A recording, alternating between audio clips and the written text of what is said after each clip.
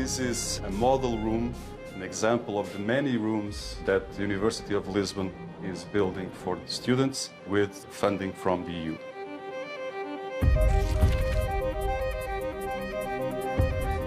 More than 2 years after the launch of the EU's Post-Pandemic Recovery and Resilience Facility, or RRF, we're in Portugal to see if these investments are achieving what they promised, a greener and more socially inclusive economy. But what exactly is the RRF? Watch this crash course. The Recovery and Resilience Facility is a €723.8 billion finance package to help the post-pandemic recovery. To access the cash, member states have to lay out plans for the green and digital transition. A minimum percentage has to be spent on each theme.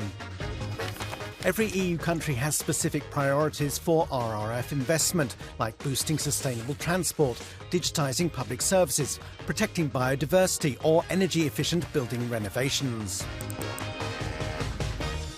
Payments are unlocked periodically when the country meets agreed milestones.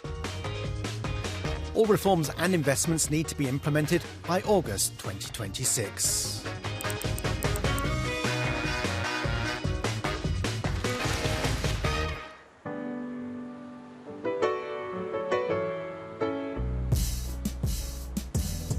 With its long coastline, sunny weather and attractive sights, Portugal is a prime tourist destination. But more could be done to live up to its full potential, according to Catarina Nunes. She oversees a new program funded by the RRF aimed at overcoming skill shortages in the tourism industry. In Portugal, there is still a long way to go in terms of training in the field of tourism and hospitality. There are changes that the market thus imposes, demands for innovation, improvement, sustainability, the creation of new businesses, new trends, meeting the needs of the market. We are part of a consortium of 3 higher education institutions, which will receive around €6.7 million. We can provide a digital transformation for the sector. We can provide re-qualification, continuous improvement and training tailored to the needs of the market.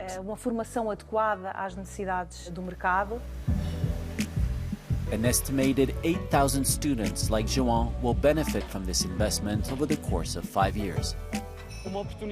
There is a very important opportunity that the National Recovery Plan is giving me and others like me to do a master's degree.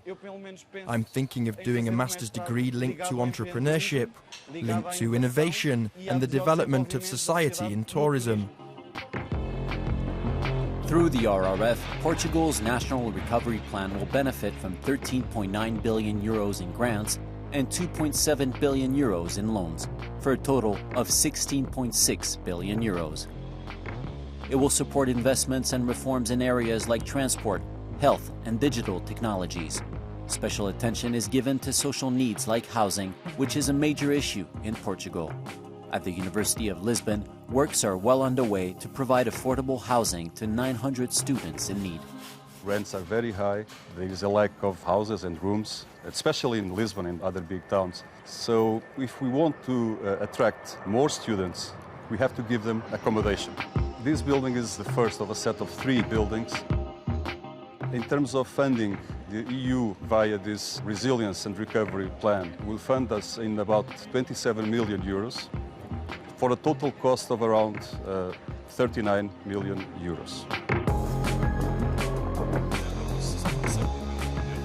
In line with Portugal's green objectives, these new buildings must respect energy efficiency requirements.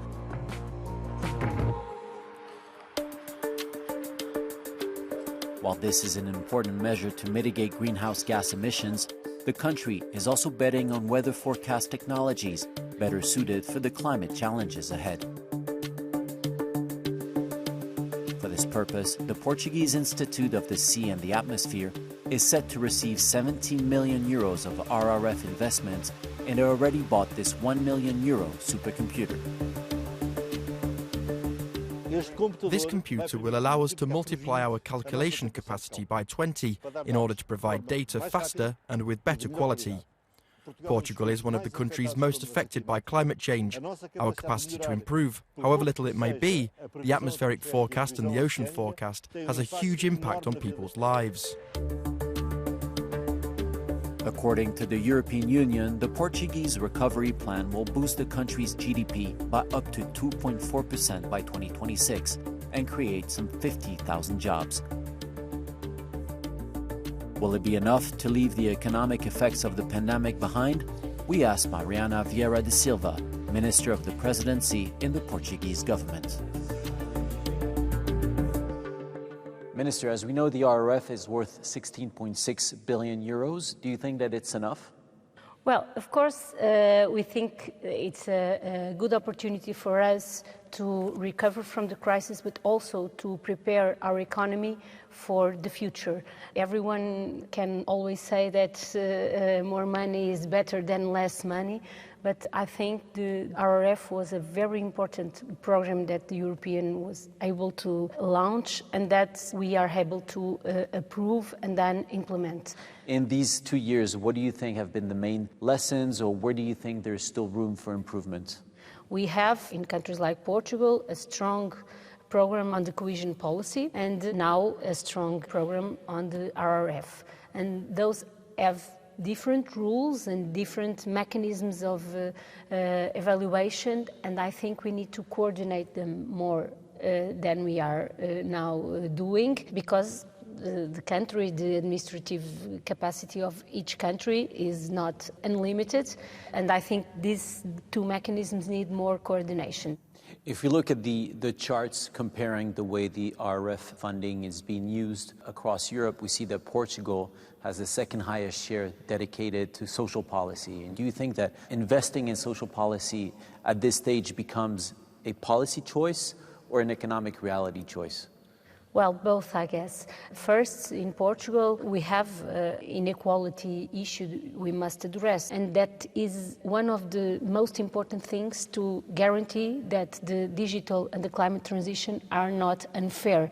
We, in our lifetime, have already experienced several crises, the financial one, and then COVID, and now the war. So we need to guarantee that our economy and our social tissue is resilient enough to find crises in the future. Hopefully not, but we have to be prepared for them.